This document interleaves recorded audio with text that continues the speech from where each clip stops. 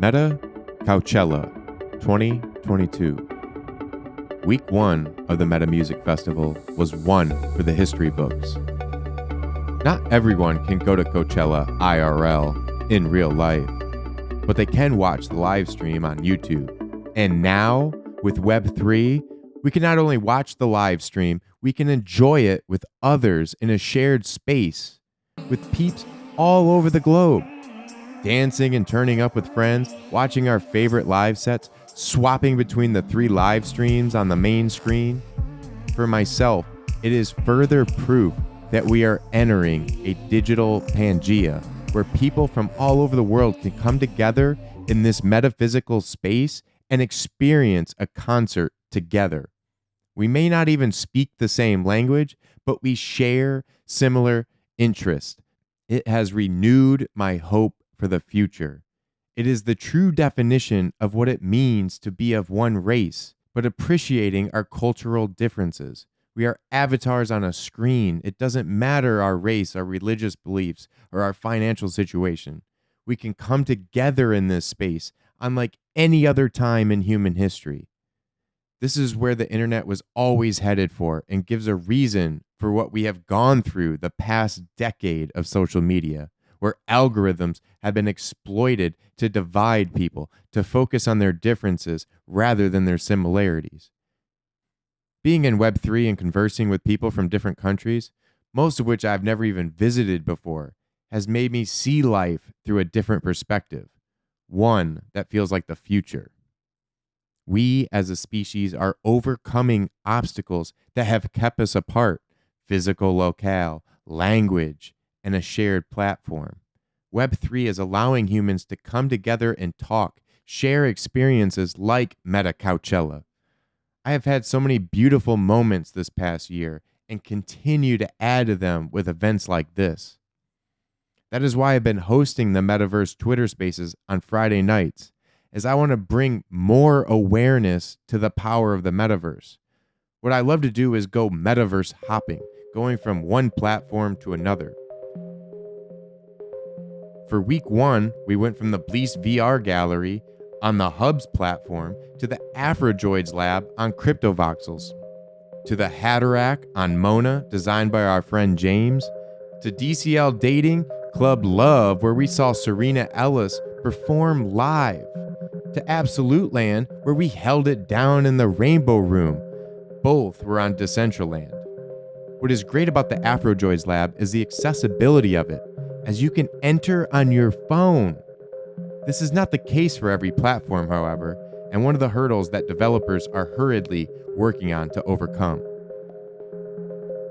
On Sunday, we actually had someone join our Twitter space from Mexico who was not only on the phone but had a weak internet connection. He was not only able to join the Afrodroids lab on Cryptovoxels, he was able to see and hear the live stream. It was also the first time he had experienced the metaverse. Hearing his reaction live, as I have heard numerous reactions of first-timers, is a mind-expanding experience. We are taking the human experience to new planes. Yes, for too many, the first initial response to anything new and unknown is to react in fear or anger. Anger, a blanket for the vulnerability they feel when interacting with something they don't understand. It's an attack on their fragile ego, so they have to use defense mechanisms like demeaning it. When you don't understand, you stand under. That is what fragile egos don't like, to feel small, to feel less than. They seek what many consciously or not are seeking, to feel important.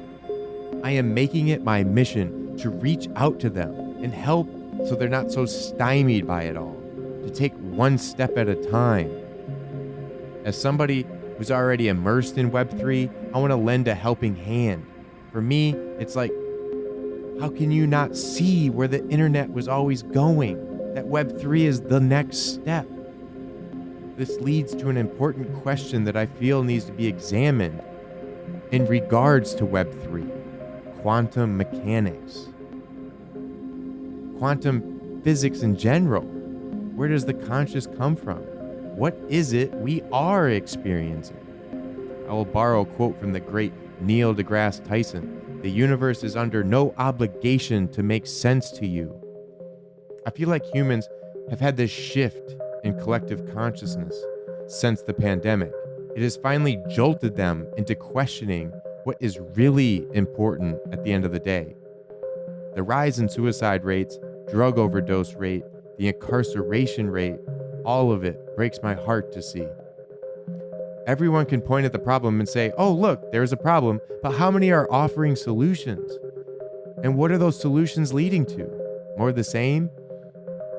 In America, the focus is always on the drug smuggler rather than the drug user, and even less focus on why people are doing drugs in such high rates in the first place.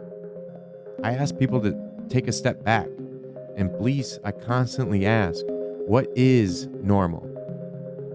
We think we have this grounding, that all of these questions have been answered. Why? Because it gives us comfort? We can sleep at night thinking we have this common basis for knowledge, when actually there is so many unanswered questions. We, as a species, have not even been to the closest planet to our own. What does that say about where we are on the evolutionary scale? Again, the universe is under no obligation to make sense to you. One thing that cannot be proven yet is if we're living in a simulation. I say this because we need to look at our physical bodies like we do the avatars on a screen. Where does our consciousness physically come from? What is that voice inside of your head? Where is that physically? Note, the key word here is the physical substance of the brain. Where are these thoughts and dreams coming from?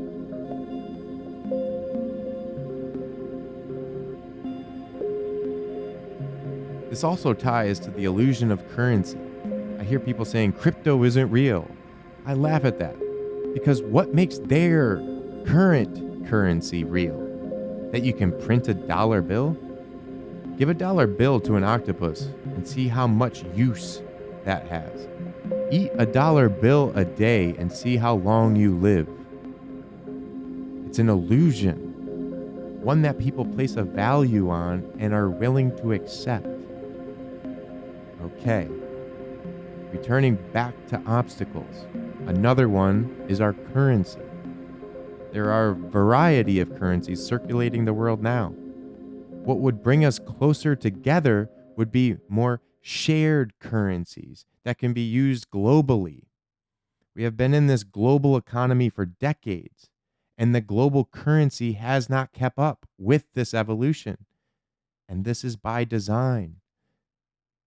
There are a few who are making billions from the way things are right now with centralized banks. This will be another mountain we must climb as humans. It is for the benefit of all those who have starved to death, especially those who have starved to death or been worked to death en masse in the past 30 years. Who says it has to be this way? Who agreed to work 5 days and get 2 days off? No paid holidays, no paid sick leave. Pay for health care? Pay for electricity? These are basic human rights that millions need to survive. Who says we have to pay money for those services when they should just be done? I am not saying there aren't going to be future problems with this evolution. That is not the way of the universe. It takes protons, neutrons, and electrons to create an atom. All are essential for life. We have to embrace it all for what it's worth. What matters will be here to stay. Antimatter will fade away and not win out at the end of the day. If it didn't, we wouldn't be here anyway. The greatest currency there is your effect on others. I believe that in the fullest and most truest sense possible. Money, the value humans place on currency, is an illusion. It lives in their mind for narcissistic causes. That is the main problem. The main flaw with humanity as a whole is narcissism. So many issues can be tied to it. Exploding harpoons is one. Humans invented exploding harpoons so that they could easily kill blue whales for profit. They drove them almost to extinction before regulation was put in to help save them. Humans have to be told by illusory laws to not fully annihilate a peaceful, Mother Nature loving creature. What does that ultimately say about the illusion? About the fetish humans have with it? Fetishistic disorder, using non-living objects or having highly specific focus on non-genital body parts. The obsession with this illusion has driven humans to commit atrocities. All for an illusion? For more on this, please check out my thesis paper, Users with Dissociative Identity Disorder. I think as a species, we need to look at our bodies as an avatar. May we downplay life a bit and call it a game, as we would playing GTA. Maybe our dreams are our reality. We glimpse outside the simulation from time to time, but again, that cannot be proven or disproven given our current knowledge of quantum mechanics. But as we look at our life as this game and our bodies as this avatar, certain things stop making sense. Like going to a job that we hate to make this illusory money that is just numbers on a screen at this point, going from one account to another. You could call it points. You're getting points for playing the game. Now, some of what people do for these illusory points is quite dangerous, and some are downright degrading. Ever work in the service industry or at a cemetery? I have.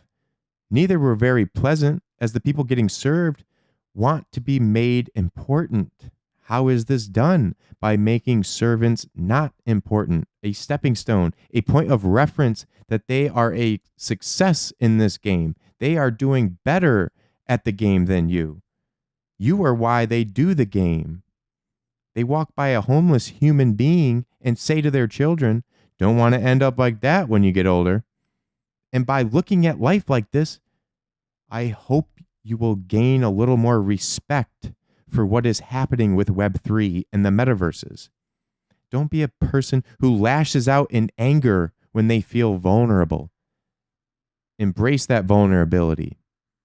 Grow from it. I have a deep veneration for the universe.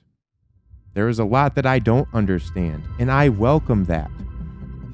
Learning is a lifelong process.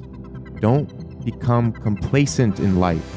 Continue to venture in this experience. Go further. I hope you'll join us this weekend on Twitter or Twitch at Bleace NFT, live streaming on Bleace YouTube channel. Be sure to support and subscribe. Thank you.